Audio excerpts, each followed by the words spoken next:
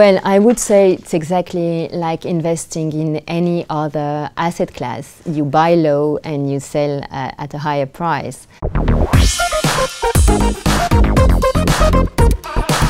So Marion, how can you make an indirect profit from an art environment, and how can you get exposure at the same time?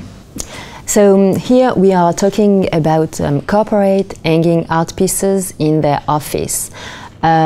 This is very beneficial first for their employees because it stimulates the creativity of employees, it helps them to better communicate between themselves.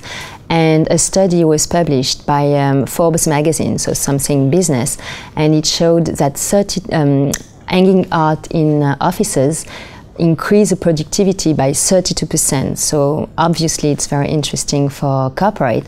It's also interesting for their clients, suppliers, prospects, because it creates a good environment, a beautiful environment, and we all know that the first impression is very important and is done within less than 10 seconds. So it's very important to influence the client with some beautiful environment and then initiate a conversation, getting down to business afterward.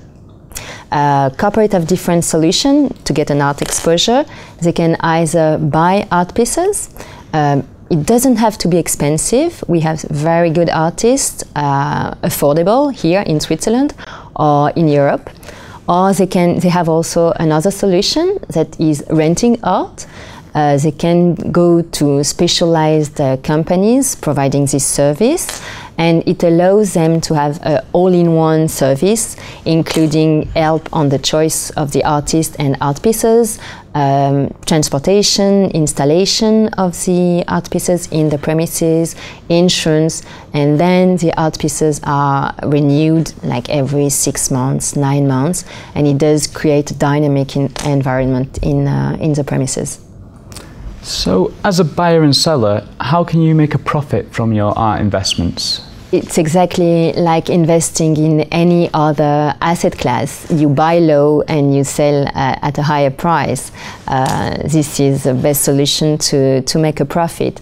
So you could either choose to buy the art pieces directly, or you can choose also to invest in an art fund. There are many art funds, not a lot of them still remain, but the biggest one is a fine art fund, and it allows to get an indirect exposure.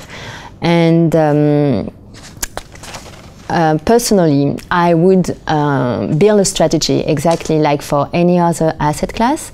I would choose like which sector, which artist, which country are the more profitable, and then invest in those sectors.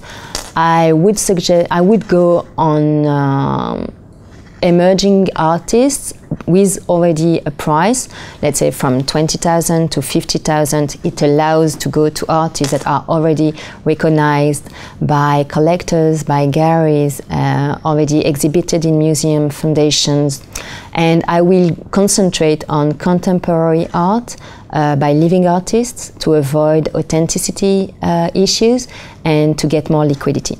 And then you buy the art piece and you wait and hold. Can you explain to me why holding art as an asset is good and when the best time is to sell off that asset? Well, art is something interesting, especially because it's a tangible asset. Because it's non-correlated to traditional financial markets.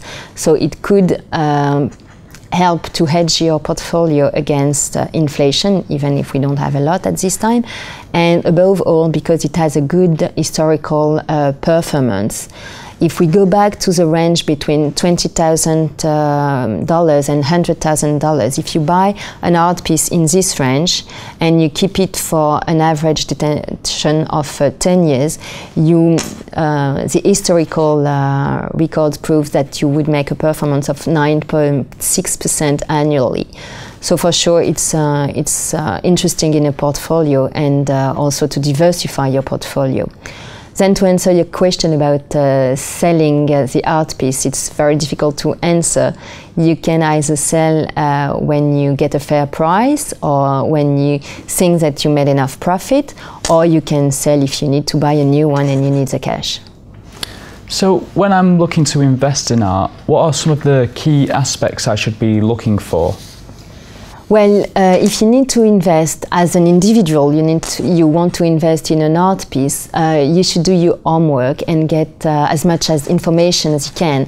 So you can read magazines, you can go on the internet, you can go to exhibitions, museums, and then make up your mind about which kind of art you like. Is it modern art, contemporary art, and then which type of artist you would enjoy buying.